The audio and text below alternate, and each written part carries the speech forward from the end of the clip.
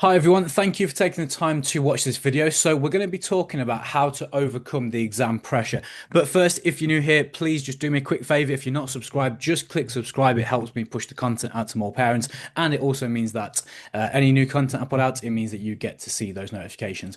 Anyway, so how to overcome the exam pressure. So this short guide will help your child to overcome the pressures of the exam. But actually, instead of doing that and overcoming that, we're actually going to practice how to succeed using the pressure.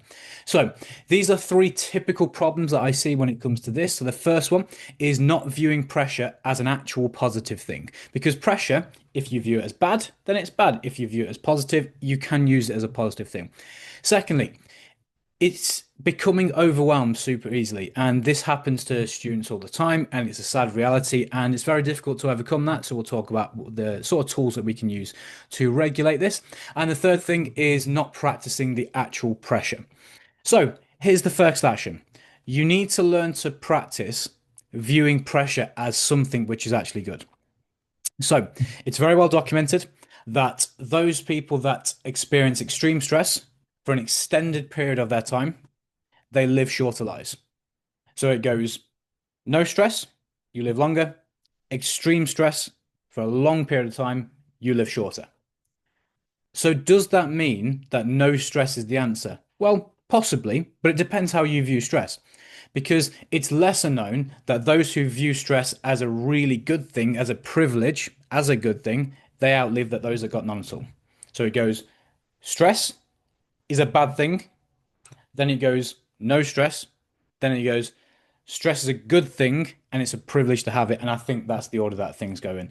So we've all heard the phrase that pressure creates diamonds. That's only true depending on how you view the pressure. So if it's a good thing, then great, it does create diamonds. If it's a bad thing, it's going to be bad for you.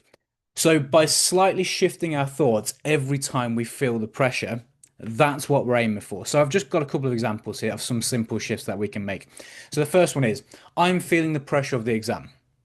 So that initial thought might make you feel bad, or that initial feeling might make you feel bad. But as soon as the bad things happened, we then shift it. So we can't control that first thought, but we can control the second thought. So we say, I'm feeling this pressure of the exam. So whatever you're feeling, name it. I want you to call it. So I'm feeling bad. I'm feeling pressure. I'm feeling pressure of the exam.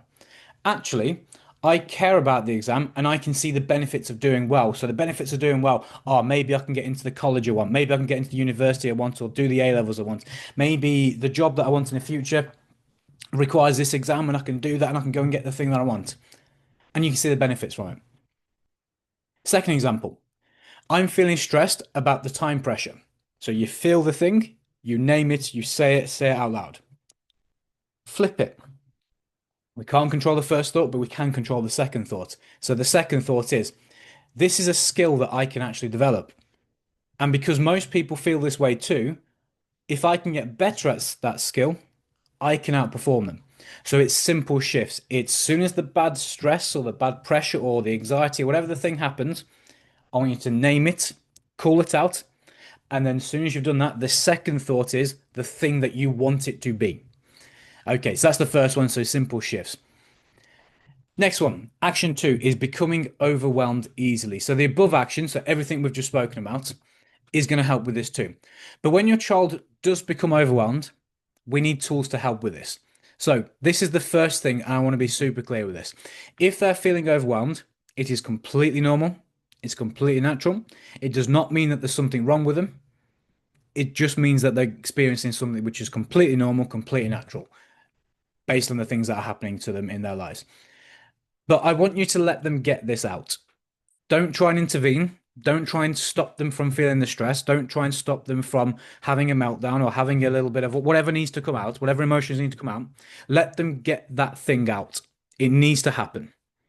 Okay, so whether that happens in 5 minutes, maybe it happens for 15, 20 minutes. It might make you feel bad for them or whatever, and you might feel like for you, you have to intervene. You don't need to. Just let the thing happen.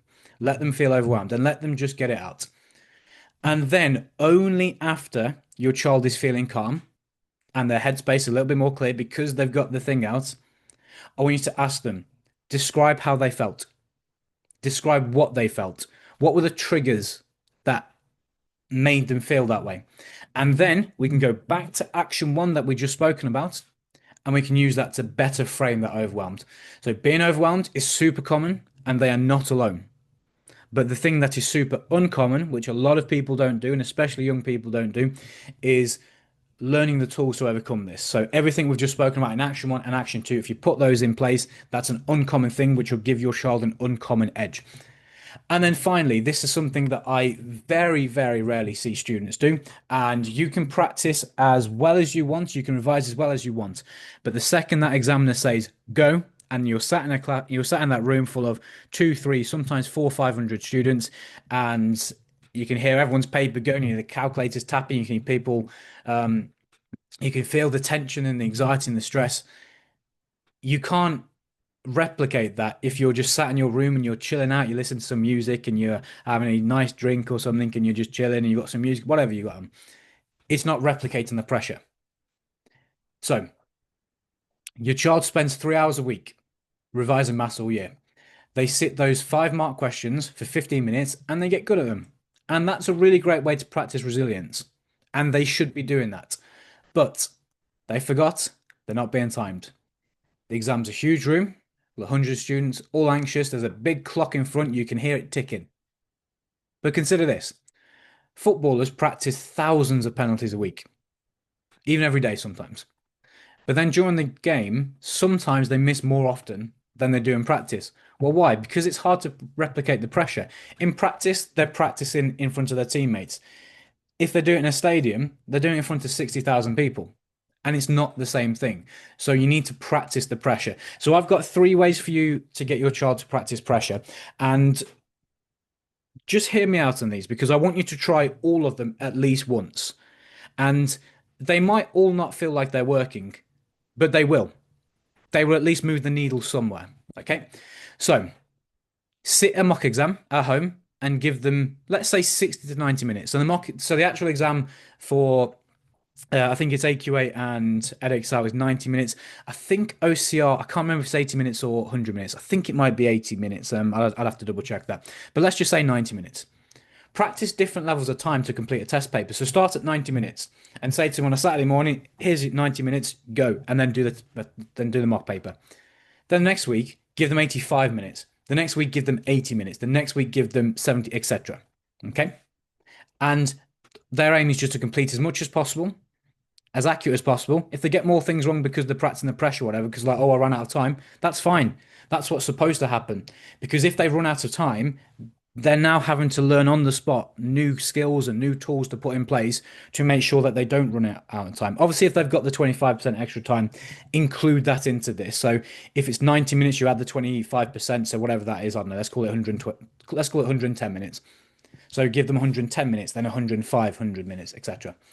The next one is sit a mock exam in an unusual place, which has got lots of distractions. So, like, let's say you've gone out to Costa Coffee on the weekend, family shopping trip, whatever, and you're sitting Costa Coffee, give them a mock exam and just say it's really busy in here, it's very distracting. Do the test. Maybe they're in the car on the way to one of your parents' house or something. Maybe it's on the bus. Maybe it's at the dinner table. So put them in a distractible environment whilst they're doing that. So they have to learn the pressure of, oh, I'm trying to do this, but I'm being distracted by that. Because if they're being distracted by a bus full of screaming kids, that is more distracting than being sat in an exam under pressure. So practicing that gives them the tools and makes them learn the tools to be able to put these things in place. And the next one is what I very rarely see students do, and I mentioned it up here, is that a 5 mark question to gain the resilience of trying to figure out questions and just sitting on them. So if it's a 5 mark question and they're not sure how to do it, getting them to sit on that question for ages, even half an hour sometimes, until they've finished and got as most marks as they can, is amazing for their brain. It's really, really good. But they also need the opposite. They also need, say it is a 5 mark question, let them only have 5 minutes. And if they've only managed to get 2 marks after 5 minutes, so be it. Because the next time we try a 5 minute question, they'll aim for 3 marks, then they'll aim for 4 marks. So because the exam is, most of the exams are out of 80 marks and it's 90 minutes, roughly that's 1 mark per minute. So every time they see a mark, give them 1 minute. If it's a 3 marker, give them 3 minutes. If it's a 5 marker, give them 5 or 6 minutes. And that's a really good way to do that. So I'm hoping that's cleared up a specific problem for your child. So yeah, let me know in the comment section if you've managed to action this and what kind of things that you do, and let me know how it goes. But yeah, once you do overcome that problem, the next problem tends to be what kids do for revision. So if you wanted to, you're welcome to book in a free lesson for your child, and you can book in a free revision class. Or if you want to experience the full scope of what we do for revision here, you're welcome to join our school community. So all these links are below in the comment section, by the way, in the description. So you can grab a free week here and you can get access to all the live lessons, and you can join anything as much or as little as you want. Okay, cheers everyone. Make sure you drop a subscribe and a like in the video, and I shall see you guys in the next one.